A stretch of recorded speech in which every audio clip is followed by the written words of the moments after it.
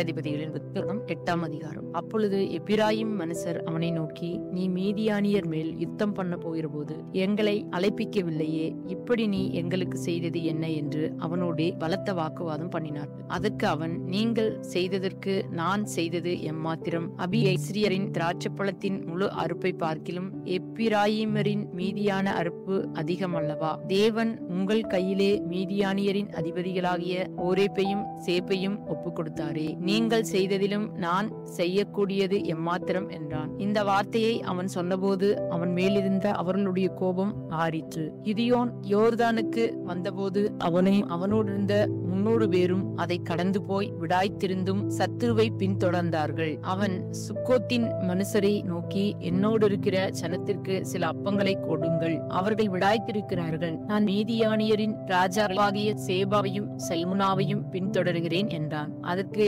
சுக்கோத்தின் பிரபுக்கள், சீமைக்கு நாங்கள் அப்பம் கொடுக்கிறதற்கு சேபா சல்முனா என்பவர்களின் கை உன் கைவசம் ஆயிற்றோ என்றார்கள். இப்பொழுது கிதியோன் அவர்களை நோக்கி, கர்த்தர் சேபாவையும் சல்முனாவையும் என் கையில் ஒப்பு கொடுக்கும் போது உங்கள் மாம்சத்தை வனாந்திரத்தின் முள்ளுகளாலும் நெரிஞ்சல்களாலும் கிழித்து விடுவேன் என்று சொல்லி அவ்விடம் விட்டு பெனுவேலுக்கு போய் அவ்வூராரிடத்தில் அந்தபடியே கேட்டார். சுக்கோத்தின் மனுஷர் பிரதித்திரமாக சொன்னபடியே பெனுவேலின் மனுஷரும் அவனுக்கு சொன்னார்கள். அப்பொழுது அவன் பெனுவேலின் மனுஷரை பார்த்து, நான் சமாதானத்தோடு திரும்பி வரும்போது இந்த கோபுரத்தை இடித்து போடுவேன் என்றான். சேபாவும் சல்முனாவும் அவர்களோட கூட அவர்களுடைய சேனைகளும் ஏறக்குறைய 15,000 பேர் கார்கோரில் இருந்தார்கள். பட்டயம் உருவத்தக்க 120,000 பேர் விழுந்தபடியால் கிழக்கத்தியாரின் சகல சேனையிலும் இவர்கள் மாத்திரம் மீந்திருந்தார்கள். கிதியோன் கூடாரங்களிலே குடியிருக்கிறவர்கள் வழியாய் நொபாவுக்கும் யொகிபேயாவுக்கும் கிழக்கே போய் அந்த சேனை பயமில்லை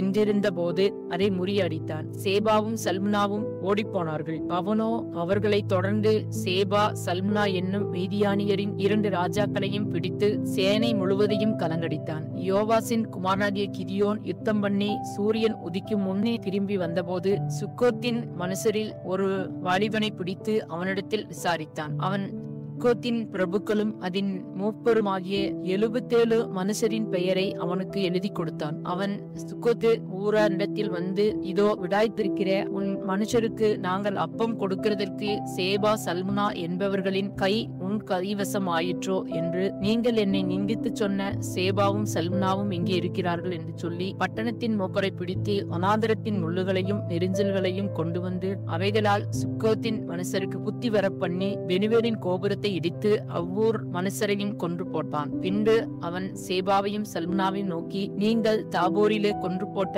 அந்த மனுஷர் எப்படிப்பட்டவர்கள் என்று கேட்டான். அதற்கு அவர்கள், நீர் எப்படிப்பட்டவரோ அவர்களும் அப்படிப்பட்டவர்களே, ஒவ்வொருவனும் பார்வைக்கு ராஜகுமாரனை போலிருந்தான் என்றார்கள். அப்பொழுது அவன், அவர்கள் என் சகோதரரும் என் தாயின் பிள்ளைகளுமாய் இருந்தார்கள், அவர்களை உயிரோடு வைத்தீர்களானால் உங்களை கொள்ளாதிருப்பேன் என்று கர்த்தரின் ஜீவனை கொண்டு சொல்லுகிறேன் என்று சொல்லி தன் மூத்த குமாரனாகிய ஏத்தீரை நோக்கி, நீ எழுந்து இவர்களை வெட்டி போடு என்றான். அந்த வாலிபன் இளைஞனானபடியால் பயந்து தன் பட்டயத்தை உருவாதிருந்தான். அப்பொழுது சேபாவும் சல்முனாவும், நீரே எழுந்து எங்கள் மேல் விழும், மனுஷன் எப்படியோ அப்படியே அவன் பலனும் இருக்கும் என்றார்கள். கிதியோன் எழுந்து சேபாவையும் சல்முனாவையும் கொன்று போட்டு அவர்கள் ஒட்டகங்களின் கழுத்துகளில் இருந்த சாந்து கடைகளை எடுத்துக்கொண்டான். அப்பொழுது இஸ்ரவேல் மனுஷர் கிதியோனை நோக்கி, நீர் எங்களை மீதியானியர் கைக்கு நீங்களாக்கி விட்டபடியினால் நீரும் உடைய குமாரனின் குமாரனும் எங்களை ஆளப்படுவீர்கள் என்றார்கள். அதற்கு கிதியோன், நான் உங்களை ஆளமாட்டேன், என் குமாரனும் உங்களை ஆளமாட்டான், கர்த்தரே உங்களை ஆளுவாராக என்றான். பின்பு கிதியோன் அவர்களை நோக்கி,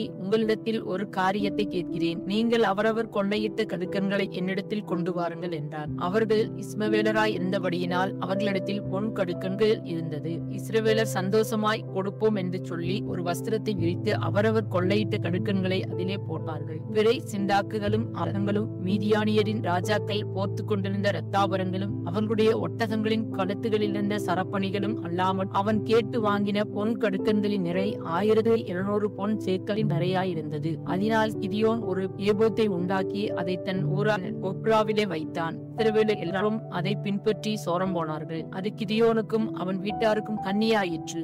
இந்த பிரகாரம் மீதியானியர் திரும்ப தலையெடுக்க கூடாதபடிக்கு இஸ்ரவேல் புத்திரனுக்கு முன்பாக தாழ்த்தப்பட்டார்கள். தேசமானது கிதியோனின் நாட்களில் 40 வருஷம் அமைதலாயிருந்தது. யோவாசின் குமாரனாகிய யெருபகால் போய் தன் வீட்டிலே வாசமாயிருந்தான். கிதியோனுக்கு அநேக ஸ்திரீகள் இருந்தார்கள். அவனுடைய கர்ப்ப பிறப்பான குமாரர் 70 பேர். சீகேமிலிருந்து அவனுடைய மறுமனையாட்டியும் அவனுக்கு ஒரு குமாரனை பெற்றாள். அவனுக்கு அபிமெலேக் என்று பெயரிட்டான். பின்பு யோவாசின் குமாரனாகிய கிதியோன் நல்ல விர்தாபியத்திலே மரித்து ஒப்ராவிலே தன் தகப்பனாகிய யோவாஸ் என்னும் அபியேஸ்ரியனுடைய கல்லறையில் அடக்கம் பண்ணப்பட்டான். கிதியோன் மரித்த பின் இஸ்ரவேல் புத்திரர் திரும்பவும் பாகால்களை பின்பற்றி சோரம் போய் பாகால் பேரித்தை தங்களுக்கு தேவனாக வைத்துக் கொண்டார்கள். இஸ்ரவேல் புத்திரர் தங்களை சுற்றிலும் இருந்த தங்கள் எல்லா சத்துருக்களின் கையினின்று தங்களை ரட்சித்த தங்கள் தேவனாகிய கர்த்தரை நினையாமலும் கிதியோன் என்னும் யெருபகால் இஸ்ரவேலுக்கு செய்த சகல நன்மைக்கு தன் தலைமை அவன் வீட்டாருக்கு பாராட்டாமலும் போனார்கள் என்பதே. ஆமென்.